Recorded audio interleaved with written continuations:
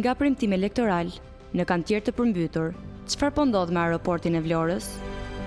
Më 20 prill të vitit 2021, Kryeministri Edi Rama firmosi kontratën koncesionare me konsorciumin e përbërë nga Magbo Construction, kompani në pronësi të biznesmenit kosovar Bexhet Pacolli, Yda Group dhe 2A Group e Valon Ademit. 3 ditë para zgjedhjeve të 11 maj 2025, Rama dhe Ministri Balluku inauguruan simbolikisht pistën, duke premtuar se aeroporti do të hapej brenda vitit.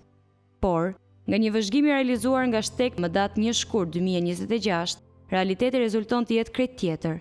Aeroporti është pothuajse i rrethuar nga ujë, pa makineri në punë dhe me kantierin nën përmbytje.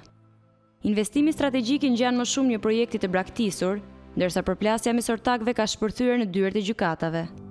Në tetor të 2025-s, nisi betejë ligjore për kontrollin e 47% të aksioneve të kompanisë Vlora International Airport. 2A Group kërkon njohjen e blerjes së aksioneve nga Pacolli, ndërsa Magbo e cilëson kontratën të falsifikuar. Vendimet e njëpasnjëshme të gjykatës së Tiranës dhe apelit kanë pezulluar dhe rikthyer të drejtën e votës, duke e futur projektin në kaos institucional. Paralelisht, palët kanë depozituar kallëzime penale për mashtrim dhe manipulim dokumentesh. Sipas kryeministrit Rama, konflikti mes aksionerëve ka ndikuar në vonesa, por ai kërkon që të paktën të respektohet afati kontraktual për hapjen e aeroportit pranverën e vitit 2026. Për sa i përket aeroportit Vlorës, për fat keq, me keni ndjekur, ka pasur një konflikt brenda kompanisë mes aksionerëve, të cilët kanë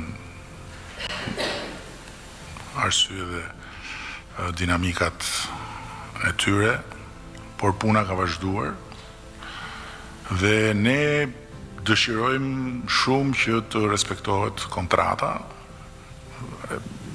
Unë dëshiroja shumë që të respektoj fjala sipas cilës aeroporti do të hapej këtë vit. Fjala nuk u respektua. Tani të respektohet kontrata që është pranvera e vitit të ardhshëm.